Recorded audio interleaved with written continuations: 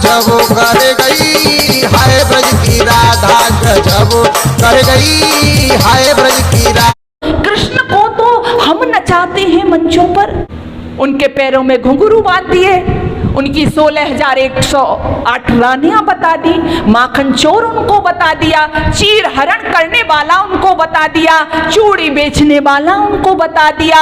यानी कोई पाप बचा ही नहीं जिससे हमने भगवान कृष्ण के साथ में नहीं जोड़ा हो। अपने महापुरुषों के साथ में क्या हो रहा है, लेकिन हम खुद कर रहे हैं ना। किसको दे में दोष हम किसे करें बदनाम, किसको दे में दोष हम किसे करें बदनाम, परखे तो पाए गए अपने खोटे दाम। कृष्ण को तो हम नचाते हैं मंचों पर, राम को तो हम नचाते हैं मंचों पर। वो कृष्ण जिसको योगी राज श्री कृष्ण, विचार करो जरा, गृहस्थ में रहते हुए जिसके नाम से पहले योगी राज लगा हो, और ऋषि दयानंद कहते हैं वो आप्त पुरुष थे।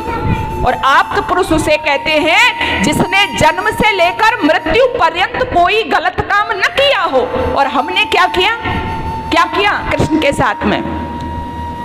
उनके पैरों में घुंघरू बांध दिए, उनकी 16,108 रानियां बता दी, माखन चोर उनको बता दिया, चीर हरण करने वाला उनको बता दिया, चूड़ी बेचने वाला उनको बता दिया। यानी कोई पाप बचा ही नहीं जिससे हमने भगवान कृष्ण के साथ में नहीं जोड़ा हो।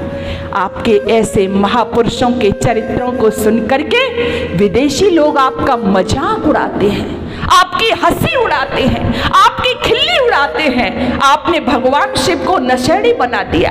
आपको जहां मौका मिला आपने कसर नहीं छोड़ी अपने महापुरुषों को बदनाम करने में। इसलिए आइए चेत जाइए, आर्य समाज आपको सचेत करता है। सच्चे अर्थों में राम और कृष्ण के चरित्र को जानिए। हमारे पास इतने महान महापुरुष, भगवान श्री राम का चरित्र अपने इस देश को नहीं बल्कि पूरे, मैं कहूं तो दुनिया को संदेश देने वाला है। और वो कैसा संदेश? वो संदेश आपने पढ़ा होगा, आपने देखा होगा इतिहास में दूसरे देशों में क्या होता है।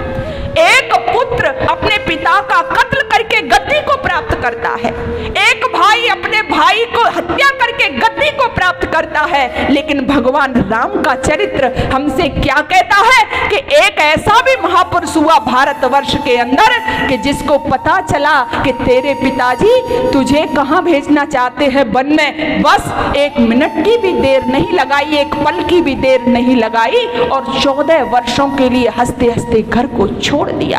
दूसरे भाई को राज मिलने वाला है, उसको पता चला कि तेरे भाई को राज मिलने वाला था लेकिन तेरी मां ने तेरे लिए राज मांग लिया, तो वो भी राज को ठुकरा देता है। और 14 वर्षों तक चक्रवर्ती सम्राट पर कौन शासन करता है? खड़ाऊ शासन करती है। ये आपके महापुरुषों का चरित्र है।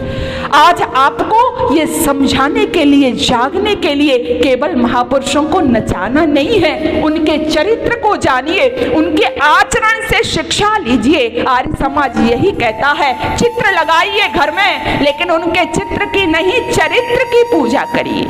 हमारा क्या हुआ? चित्र तो खूब लगाए, कीर्तन तो बहुत किए, लेकिन जो माननी थी चरित्र की बात जहां थी उससे हम कोसों दूर हो गए।